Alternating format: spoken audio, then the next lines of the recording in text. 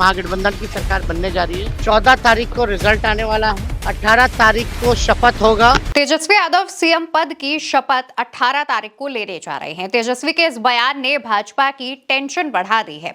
भाजपा खेमे में इस बयान को लेकर हलचल तेज हो गई है, तो वहीं दूसरी तरफ तेजस्वी ने न सिर्फ 18 तारीख को सरकार बनाने का, सीएम पद की शपथ लेने का वादा किया, बल्कि उन्होंने ये भी बता दिया है कि सरकार बनने के बाद 26 नवंबर से लेकर 26 जनवरी तक वो क्या काम करने वाले हैं। एनडीए के लोग बोल रहे 1 करोड़ नौकरी रोजगार देंगे। 11 साल प्रधानमंत्री रहते पूरे देश में एक नौकरी इन्होंने नहीं दी। अब बिहार में 1 करोड़ रोजगार और नौकरी देंगे। इनका जुमला चलने वाला जो है नहीं। दोस्तों, तेजस्वी यादव साफ साफ शब्दों में कहते हैं कि 14 तारीख को रिजल्ट आएगा, महागठबंधन की जीत होगी। 18 तारीख को मैं सीएम पद की शपथ लूंगा और उसके बाद 26 नवंबर से लेकर 26 जनवरी तक अपराधियों को जेल के अंदर पहुंचाने का काम किया जाएगा, अपराधियों का खात्मा किया जाएगा। दरअसल ये बात तेजस्वी यादव मीडिया कर्मियों से जब कह रहे होते हैं तो सामने से सवाल पूछा गया होता है। अनंत सिंह को लेकर के जब तमाम मीडिया चैनलों की तरफ से सवाल किया गया तो तेजस्वी यादव यहां पर अनंत सिंह पर बात करते हैं, प्रधानमंत्री मोदी पर हमलावर होते हैं और उसके बाद महागठबंधन की सरकार बनाने और अपराधियों के खात्मे जैसी बात कहते हैं। तेजस्वी जिस कॉन्फिडेंस में ये बात कह रहे हैं, उस कॉन्फिडेंस से भाजपा की सरकार घबराई हुई है। तेजस्वी जिस अंदाज में प्रधानमंत्री मोदी के जुमलों पर पलटवार कर रहे हैं, वो भी आपको सुनना चाहिए। हम लोगों की सरकार जो है बनने जा रही है, महागठबंधन की सरकार बनने जा रही है। 14 तारीख को रिजल्ट आने वाला है। 18 तारीख को शपथ होगा और 26 नवंबर और 26 जनवरी के बीच में चाहे कोई जात के, कोई धर्म के, कोई भी अपराधी हो, बीच में खरवास आता है। इस खरवास में सभी अपराधियों को तेजस्वी जेल भेजने का काम करेगा।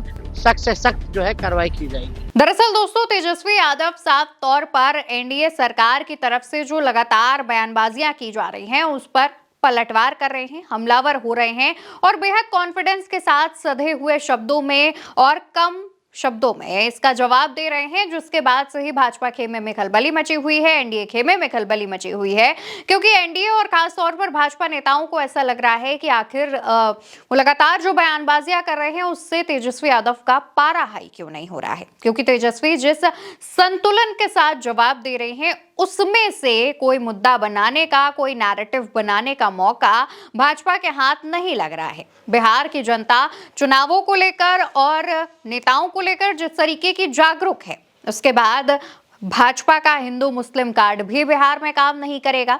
एसआईआर और वक्फ जैसे मुद्दे पर तो पहले से ही भाजपा घिरी हुई है और अब तेजस्वी यादव की योजनाओं की नकल करने, बिहार में बढ़ रहे अपराध और साथ ही साथ विजन ना होने की बात पर भी घिरती जा रही है।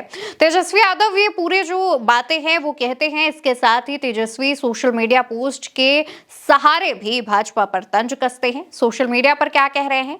तेजस्वी लिखते हैं, एनसीआरबी के आंकड़ों के अनुसार बिहार अपराध में शीर्ष पर है। 14 नवंबर को नतीजे आने के बाद 18 नवंबर को हमारी महागठबंधन सरकार का शपथ ग्रहण समारोह होगा। 26 नवंबर से लेकर 26 जनवरी 2026 के बीच बिहार के सभी अपराधी और असामाजिक तत्व जेल की सलाखों के पीछे होंगे। खरमास में सब अपराधियों का खात्मा हो जाएगा, किसी को भी नहीं बख्शा जाएगा।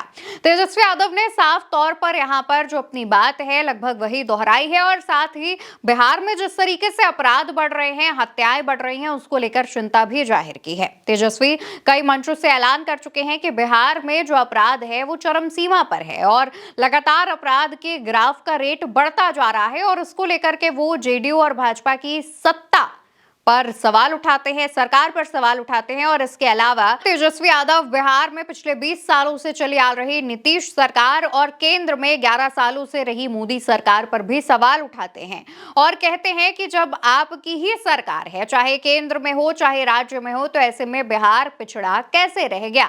बिहार के युवाओं को ऐसे में नौकरी क्यों नहीं दी जा रही है? बिहार के युवा भारी संख्या में पलायन क्यों कर रहे हैं? और बिहार में जो लगातार साक्षरता दर है वो क्यों गिर रहा है? लगातार अपराध अपराध क्यों बढ़ रहा है, इसको लेकर तेजस्वी कड़े शब्दों में सवाल पूछते हैं। सवाल पूछने के अलावा तेजस्वी उसी मंच से ये ऐलान भी करते हैं कि अगर उनकी सरकार बनती है तो वो क्या क्या करेंगे। तेजस्वी यादव, जैसा कि अभी आपने बयानों में सुना, वो जब ये बात कहते हैं कि बिहार में अपराध बढ़ रहा है, हत्याएं हो रही हैं, चोरी चकारी हो रही है, डकैती हो रही है, तो इसके बाद वो ये भी बताते हैं कि अगर उनकी सरकार आती है, 14 नवंबर को नतीजे उनके पक्ष में जाते हैं, तो आने के बाद वो क्या क्या करेंगे।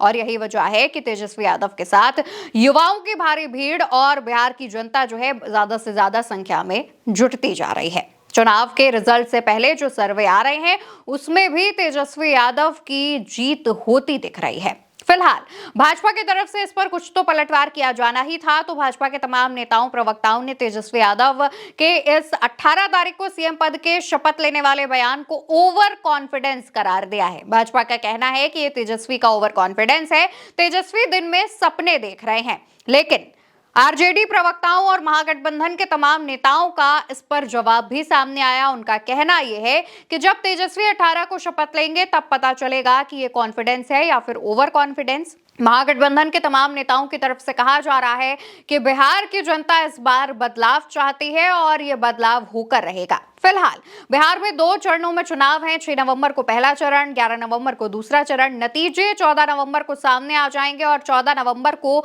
बिहार की तस्वीर क्या होगी, सरकार कौन सी बनेगी, शपथ कौन लेगा, ये लगभग साफ हो जाएगा। आपको क्या लगता है, आप किस दल को जो है बिहार में बदलाव के तौर पर चुनेंगे या फिर देख रहे हैं? उसका जवाब कमेंट सेक्शन में जरूर दीजिएगा। वीडियो उल्टा चश्मा यूसी पर देख रहे हैं। मेरा नाम अवंतिका है। नमस्कार।